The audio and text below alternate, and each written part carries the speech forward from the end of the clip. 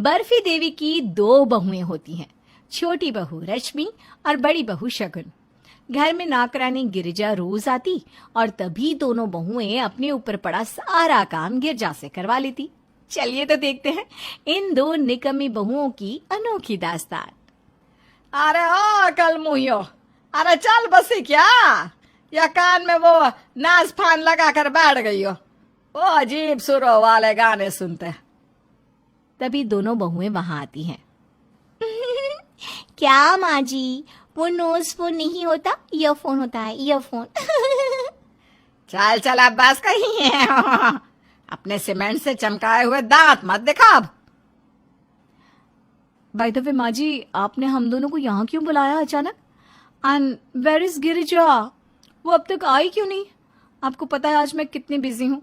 आज मुझे एक वेब सीरीज की 2 पूरी सीजन्स वॉच करना है, यू नो। ड्रामा क्वीन, पहले जाकर रसोई के बर्तन वॉश कर ले, फिर करते बैठना सीजन से बात। ओ गॉड, एक मिनट, फ्रिज में से कुछ लाती हूँ। शगुन दौड़कर फ्रिज के पास जाती है, बर्फी की थाली लाती है और बर्फी देवी को खिलाती है। माँ जी, आपका नाम बर्फी देवी है, सो हैव सम बर्फी और चिल कीजिए ना। इतना क्यों ज्वालामुखी की तरह फटती रहती हो हमेशा? काम ही तो है, हो जाएगा। बर्फी तो अच्छी है, लेकिन तुम दोनों ना घर का काम निपटा लो फटाफट। बर्फी देवी को बर्फी खाते ही नींद आ जाती है और फिर जब गिर जाती है तब, सुनो आई गिरजा मैडम, माँ जी ने हमें बहुत सारा काम बोला है आज, लेकिन मैंने ना कल ही अपने नेल्स करवाए हैं और मेरी ना तबीयत आज बहुत खराब है। इसलिए तुम ये रखो, इसमें है 100 रुपये। आज का सारा काम तुम खत्म कर लो माँ जी के उठने से पहले। ना जी ना, सिर्फ 100 रुपये और 100 रुपये दो। ओ जिठानी जी, बस मुंह मत चलाओ, हाथ भी चलाओ। चलो चलो पैसे निकालो फौरन। अरे दे रही हूँ ना बाबा, ज्यादा ताने मत मारो, अपनी हैसियत में रहो। आप ही रहो अपनी हैसियत, काफियत, बुरियत, लफियत एक्सेट्रा एक्सेट्रा में। बेवकूफ जिठानी। तुझे ना मैं बाद में देख लूंगी बेटा। रश्मि और शगुन गिरजा को पैसे दे देते हैं और गिरजा सारा काम करती है। और जब बर्फी देवी उठती हैं तभी वो देखती हैं कि सारा काम तो हो चुका है। ये सब देखकर वो खुश हो जाती है। अगले दिन जब शगुन की लिपस्टिक गुम जाती है तब वो पूरे घर को सर पर उठा लेती है। ओह गॉड, पता नहीं कहाँ गई होगी वो लिपस्टिक। जरूर तुमने ही चुराई होगी रश्मि। वैसे भी तुम तो मेरी हर चीज से जलती हो। क्या कहा आपने? मैं आपसे जलती हूँ? अगर ऐसा है तो let me please tell you dear जिठानी जी, आप एक भ्रम की बुलबुले में हो। इसे तोड़िए और बाहर निकलिए, और भगवान जी की कृपा से मेरे पास सब कुछ है। जेठ जी की तो नौकरी भी छूटने वाली है। मेरा पति तो मुझे सब कुछ प्रोवाइड करता है, और टच वुड मेरे पास इतनी सुंदर खूबसूरती भी है। अच्छा, तो तुम्हारे कहने का मतलब ये है कि मेरा पति गरीब है और मैं बदसूरत हूँ?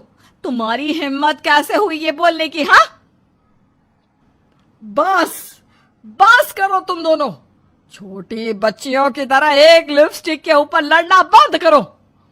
अरे मेरे बेटों ने तुम दोनों को क्या कमी की है जो इतना तिल मिला रही हो दोनों की दोनों?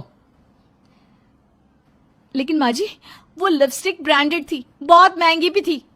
मिल जाएगी यहीं कहीं। अब वो लिपस्टिक है, कोई लड़की नहीं जो अपने आप ही चलते चलते बाहर चली जाए। ध्यान से ढूंढोगी तो जरूर मिल जाएगी। एक लिपस्टिक की वजह से राय का पहाड़ मत बनाओ। और सुनो, कल पंडित जी आने वाले हैं घर पे। खाना तुम दोनों देवरानी जिठानी मिलकर बनाओगी, ठीक है? तभी दोनों बहुओं का नाटक शुरू हो जाता है। मेरा पैर कल ही मुड़ गया था। डॉक्टर ने कहा है आराम की सख्त जरूरत है, वरना पैर ही काटना पड़ेगा। बाय माँ जी, मैं अभी कुछ दिनों तक कोई काम नहीं कर पाऊंगी। आई एम सो सॉरी, मेरे पैर में मोच आ गई है ना। रश्मि माँ से निकल लेती है। बर्फी देवी चिल्लाती है, अरे ओ नास पिटी, इतनी देर तक यहाँ से वहां तक उछल कूद तेरी आत्मा कर रही थी क्या, जो अचानक से काम का नाम सुनते ही तेरे पैर में मोच आ गई? अब जिठानी जी, जब तुम्हारी देवरानी तुम्हारा हाथ नहीं बटाएगी तो सारा काम तो तुम्हें ही करना होगा।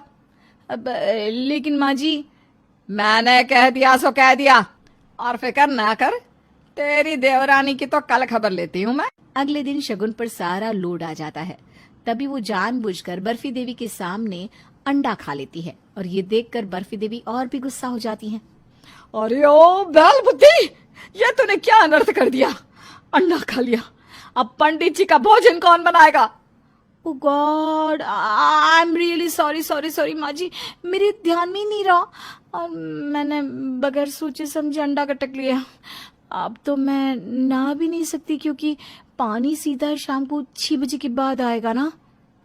बहुत खूब, बहुत खूब, और गाड़ो ऐसे झंडे। सच में मेरी दोनों की दोनों बहुएं एक नंबर की निकम्मी है। क्या पता तुम्हारी माओ ने तुम दोनों को कौन सी चक्की का आटा खाकर पैदा किया है, जो दोनों ही इतनी फाल्टी पीस हो। बर्फी देवी खुद ही सारा खाना बनाती है और पंडितों के आने के बाद उन्हें परोसती है। बर्फी देवी एक हफ्ते तक कुछ नहीं कहती, लेकिन उसके बाद वो रश्मि और सगुन के पीछे फिर से हाथ धोकर पड़ जाती है। ओ निकम्मी बहुओं, हो गया बहुत आराम फरमाना, अब लग जाओ काम पे। त्योहार पास आ रहे हैं, घर की साफ सफाई शुरू करनी है। कहाँ पर है वो? मुझे तो कहीं नहीं दिख रही। किसकी बात कर रही है तू? क्या नहीं दिख रही? त्योहार की। अभी तो आपने कहा ना कि वो पास आ रहे हैं, तो वही देख रही हूँ कि वो तो इस कमरे में मौजूद भी नहीं है। हे भगवान, उठा ले मुझे, उठा ले। निकम्मी तो तू है ही, इसमें तो कोई शक नहीं। तुम दोनों को तो उल्टा निकम्मी होने की ट्रॉफी देनी चाहिए, लेकिन अब साथ में तेरी बुद्धि पर भी असर पड़ रहा है। चलो काम पे लग जाओ, बकबक करना बंद करो, और अब से दोनों भी घर पे रहोगी, कोई भी मिस्टर इंडिया नहीं हो जाएगा, समझी? बर्फी देवी अपनी बहुओं से काम कराने लगती है तो दोनों थक कर गिरजा से काम करवा लेती है और वो दोनों आपस में कहती है, देखो रश्मि, हमारी कहासुनी को साइड में रखते हैं और फिलहाल ये सोचते हैं कि ऐसा कौन सा रास्ता है जिससे हमें कोई काम ना करना पड़े। हाँ, बात तो आप सही बोल रही हो, क्योंकि इस गिरजा से भी काम करवाना रिस्की है। कहीं माँ जी ने देख लिया तो? आइडिया, मेरे पास ना एक सॉलिड सा ढिंचाक आइडिया है। रश्मि धीरे से शगुन को प्लान के बारे में बताती है। अगली सुबह दोनों बहुएं मिठाई का डिब्बा लेकर सबका मुंह मीठा कराती है।